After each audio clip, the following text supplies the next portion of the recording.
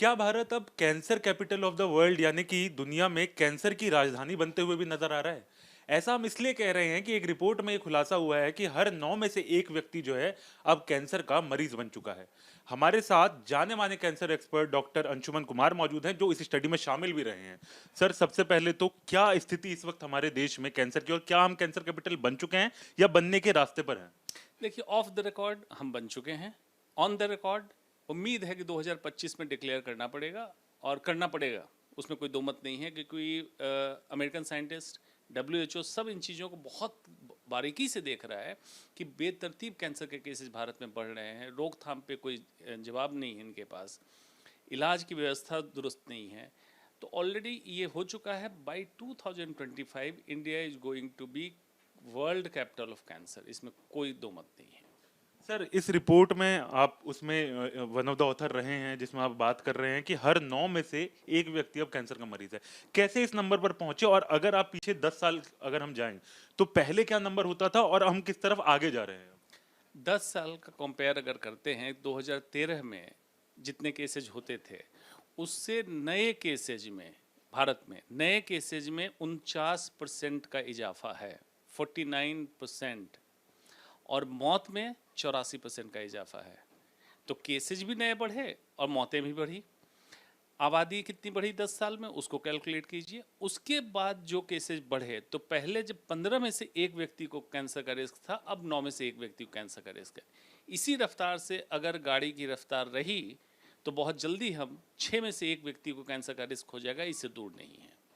Sir, इस report में ये बात भी कही गई है कि 80% जो मरीज हैं उन बहुत देरी से उनको इलाज मिल रहा है, उसकी वजह से स्थिति उनकी और खराब हो जा रही है। तो क्या इसका नंबर किस तरीके से आया?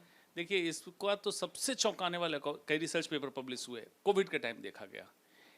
जब गाड़ियां बंद हो गई, मतलब ट्रेन, बसेज, फ्लाइट्स सारी बंद हो गई, तो दूर सुदूर से जो मरीज आते थे, दिल्ली मुंबई खास करके दो सिटी का हमने देखा, कई अलग अलग कैंसर सेंटर की स्टडी हमने निकाली। उसमें देखा गया कि ओपीडी ड्रॉप कितना हुआ, 56% नए केसेस ड्रॉप हो गए। मतलब ये 56% के लगभग बाहर से आ रहे थे। लगभग क्यों बोल रहा हूँ कि कुछ मरीज जैसे बिहार, ईस्टर्न यूपी से बाई रोड अपनी गाड़ी से कोविड पास बनवा के आए थे, तो हो सकता है आंकड़ा इससे बड़ा रहा हो। और इलाज में ड्रॉप, और उन मरीज का लॉस टू फॉलो, मतलब मरीज कभी वापस नहीं आया, मतलब कैंसर एडवांस होकर उनकी मौत हो गई, ये इससे भी नहीं नकारा जा सकता, लेकिन इसका कोई हमारे पास आंकड़ा नहीं मिला। तो उसी को अगर रेप्लिकेट करें तो पता चलता है कि अगर कैंसर की डायग्नोसिस प्राइमरी हेल्थ सेंटर, मतलब छोटे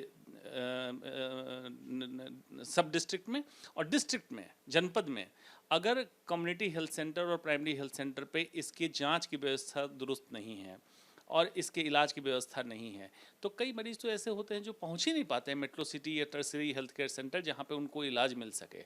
ये आंकड़ा इस तरह से रिकैप्चुलेट किया जाता है। सर, अब राज्यों का भी आंकड़ा बताएं थोड़ा, आपकी राज्यों की रैंकिंग क्या है, किस राज्य में स्थिति बहुत ज्यादा खराब है और कहां पर स्थिति अभी थोड़ी बेहतर है? देखिए, जो टॉप 5 के राज्य निकले जिसमें कैंसर केसेस ज़्यादा हैं, उनमें टोटल कैंसर केसेज, उसमें उत्तर प्रदेश, महाराष्ट्र, बंगाल, बिहार, तमिलनाडु, ये 5 टॉप के राज्य हैं। अलग अलग कैंसर से अलग अलग राज्यों में कुछ ज़्यादा कुछ कम है, कि जैसे मान लीजिए कि स्तन का कैंसर मेट्रो सिटी में ज़्यादा है, छोटे सिटी में कम है। सर्वाइकल कैंसर छोटे सिटी में ज़्यादा है, बड़े सिटी में थोड़ा कम है। इस तरह का भिन्न हो सकता है, लेकिन ये राज्य ऊपर हैं। अब इन राज्यों की व्यवस्था देखेंगे तो आपको समझ में आ जाएगा क्यों। रोकथाम पे काम नहीं है, वेलनेस प्रोग्राम जिसको कहते हैं। अर्ली डिटेक्शन, मतलब स्क्रीनिंग पे काम नहीं है, इसलिए लेट डिटेक्ट होता है, और डिटेक्ट हो गया तो उसके इलाज की समुचित व्यवस्था सिर्फ कुछ उनके शहर या कुछ हॉस्पिटल में उपलब्ध है, डिस्ट्रीब्यूटेड नहीं है। मतलब उसको, जिसको हम कहते हैं सामान्य रूप से हर जगह उपलब्ध हो, ऐसा नहीं है। तो मरीज ट्रेवल नहीं कर पाता है, पैसे नहीं होते हैं। अब आयुष्मान कार्ड जब आया है तो आयुष्मान कार्ड से कुछ तो फ़ायदा हुआ लोगों को, लेकिन आयुष्मान कार्ड से क्या पूरा इलाज हो रहा है? इस पे प्रॉपर एक रिसर्च की ज़रूरत है कि आयुष्मान कार्ड से कैंसर के रोगी का इलाज होके कितना बेनिफिट मिला, इस पे रिसर्च की ज़रूरत है। उतना फ़ायदा नहीं मिला जितना दिख रहा है कि फ़ायदा हुआ होगा। सर, कारण क्या है कि इतने कैंसर मरीज हम देख रहे हैं? आप कह रहे हैं 2025 में ये स्थिति इतनी खराब हो जाएगी, हर 6 में से एक व्यक्ति कैंसर का मरीज हो सकता है? 3 देखिए अहम मुद्दे हैं भारत के कैंसर के आंकड़ों में। पहला, कि कैंसर बढ़ने की रफ्तार, जिसको कैंसर वेलोसिटी कहते हैं, जिस गति से कैंसर केसेज बढ़ रहे हैं, ये अभी वर्ल्ड में हाईएस्ट स्पीड है। दूसरा, यंग एज में जो कैंसर केसेज हो रहे हैं वो भारत में सबसे ज़्यादा हो रहे हैं। और तीसरा, बिना जांच बिना इलाज के जो रोगी एडवांस स्टेज और अल्टीमेटली मौत या टर्मिनल स्टेज में चले जाते हैं, इसकी संख्या हमारे यहाँ काफ़ी। 3 अहम मुद्दे हैं। अब इसमें आप सोच रहे होंगे कि ऐसा हो क्यों रहा भारत में? ऐसा हो इसलिए रहा है, फूड एडल्ट्रेटेड, खाद्य पदार्थ में इतना मिलावट का सामान कहीं नहीं है। चाहे दूध ले लीजिए, जहरीली सब्जियां ले लीजिए, मछली में हैवी मेटल्स और सारी चीज़ों में। वायु प्रदूषण, जल प्रदूषण, प्लास्टिक्स, अनकंट्रोल्ड दवाइयाँ जो जिसको मर्जी लिए जा रहा है, जिसमें बहुत सारी दवाइयाँ कैंसर के कारक में बन रहा है। लाइफस्टाइल, आप पाश्चात्य जीवन के लाइफस्टाइल को आपने ले लिया, जिसमें गंदगी आपने ले ली, जैसे fast food, ultra processed food, लेकिन अच्छी चीज़ें नहीं ली। शुगर पे कोई लगाम नहीं है, जो एनर्जी ड्रिंक, हेल्थ ड्रिंक के नाम से बेच देते हैं, वो actually high sugar content indirectly cancer का कारक है। वायु प्रदूषण इटसेल्फ एक स्मोकिंग के इक्विवेलेंट है। स्मोकिंग लोग कर रहे हैं, साथ में ये भी कर रहे हैं। इस तरह से अनेक चीज़ें मिल के एक तरह से हमारे चारों तरफ वातावरण में कार्सिनोजेंस, मतलब कैंसर बनाने वाले तत्व को छोड़ रखा है। We are living in the oven of carcinogens. Sir, बचने का क्या तरीका है? स्थिति तो आपने बता दी हमें कि स्थिति ये है इस वक्त। पॉल्यूशन है, हम देख रहे हैं दिल्ली में नॉर्मल AQI अगर अच्छी स्थिति में भी होता है तो भी 250 से 300 के आसपास होता है। तो इतना एयर क्वालिटी इंडेक्स में तो यूरोप में कर्फ्यू लग जाता है। तो इस तरह की स्थिति अगर है तो उसमें बचने का क्या उपाय है लोगों के पास?